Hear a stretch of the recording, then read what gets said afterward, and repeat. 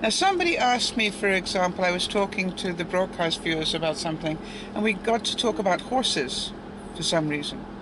And I remember saying to them, well, you know, I used to be a dressage rider. You know, that's when you get the horse to do all those fancy steps. And somebody said to me, oh, you should go riding and take us with you.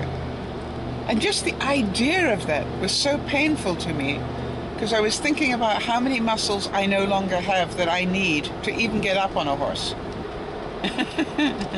I don't have those muscles anymore, and that's sad. So you understand, that's my perfectionism now stopping me, because if you said to me, Sal, if I paid you $1 million, could you get on a horse? I'd find a way. You know, I'd walk the horse to a high level ground next to a bank, and I'd be on the bank and then get on that way, or I'd make a plan. And would I worry about how much my bones hurt? No, not really. And so that's an expression that somebody asked me once when I was really struggling with something, and they said, well, if I paid you $1 million, could you do it? And I went, well, yeah. And you see, that's the difference. So I look at it and go, do I really want to go horse riding again? Actually, it wouldn't be a bad thing. But I probably would need to go and walk. Literally just get on a horse would be a major accomplishment. I'd probably need a stepladder. And then I would need to just walk. Because there would be too many bones and muscles in play that were not used to doing that sort of thing. Now that would be smart. You know, for me to get on a horse and try and go galloping across the fields, I mean, that could only end in total disaster, really.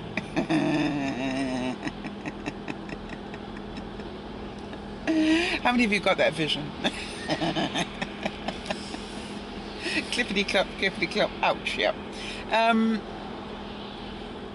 Mind you, that's what I believe. Maybe the reality is different. I doubt it. I actually got up last night from doing the editing and decided I would just spend 5 minutes just moving my upper torso a little bit more. And I was, you know, literally just doing punches out and punches up and punches down. You know, nothing very challenging. And then I did something that should have been very easy, which was just to, and I did it, you know, automatically because it was the next thing to do, and that was to swing my arm in a circle. I couldn't do it. I couldn't do that first bit up and over.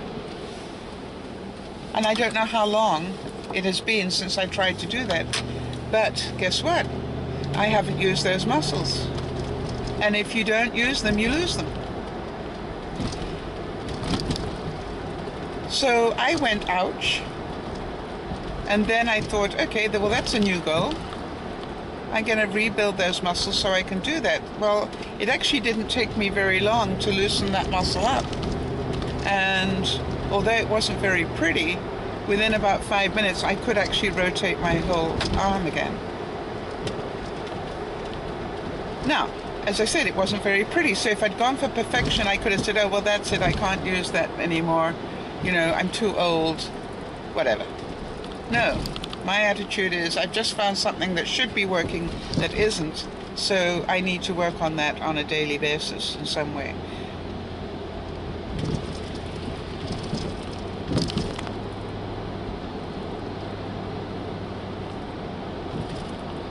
And I've got a feeling getting back on my total gym and doing exercises above my head, you know, where I'm doing those sort of exercises would be a good thing.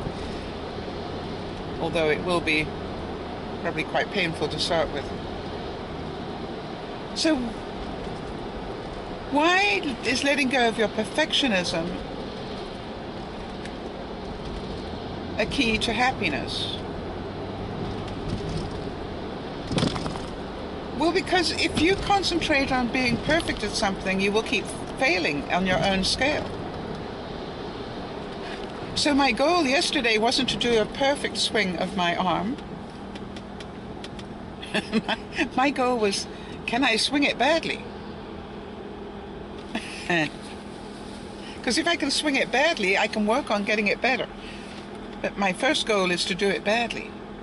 And I think that's reality. You do that to your children. When your children come home with a picture that looks like, you know, the cat threw up, you don't say, that is terrible. You encourage them and go, wow, that's so pretty. And you put it up on the fridge. For those of you who want to learn how to draw or to paint, how many excuses have you got? I think of Pat, of course, as soon as I use the word excuse.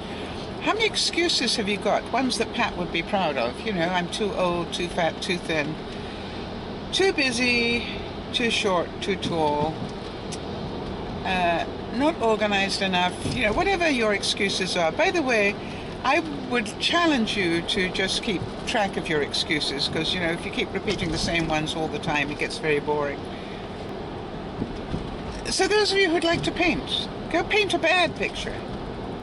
I was thinking one of the broadcasts I'd like to do one time is to actually paint a picture while we're all doing the broadcast. You know, not a perfect picture. I really challenge you to be happier. And one of the secrets that you know about now, if you didn't know it before, is to do things to make yourself happy.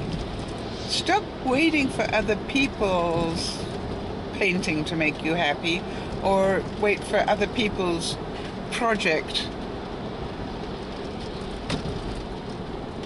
If you've always wanted to learn how to knit or to crochet, you know,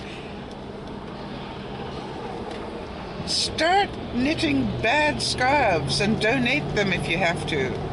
Or get them, you know, start doing now so next winter you can donate them. By next winter you'll be good at knitting.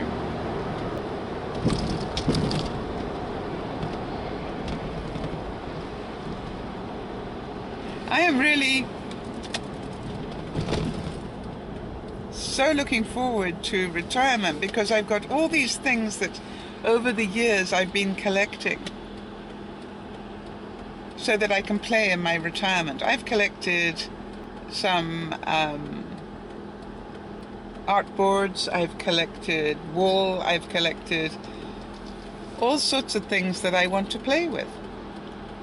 But most of all, I don't want to play with making perfect things, I just want to play with them.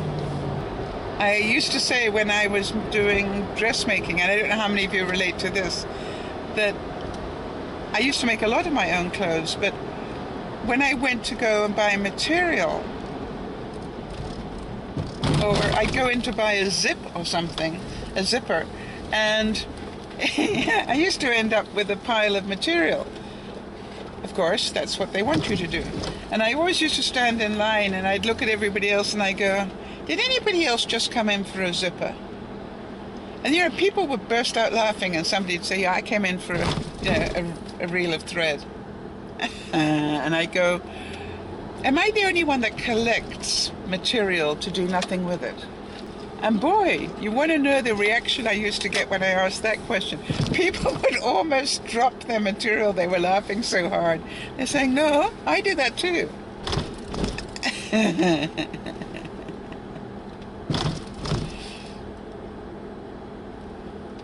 funny. I've thrown a lot of it out already. Of course, now I need it. Never mind. This is Dear Mama Sal saying, you know I'll be playing with it again. Look after yourselves, but also remember to look after other people. And most of all, remember that the next time you say to yourself, oh, I won't do it well enough, go, yes, I will if I practice. Yes, I will if I really want to. Yes, I will if I ask somebody to help me. Yes, I will. I'm not going to let that stop me anymore. I'm going to be happy. This is Dear Mama Sal saying, yeah, be happy. Bye-bye for now.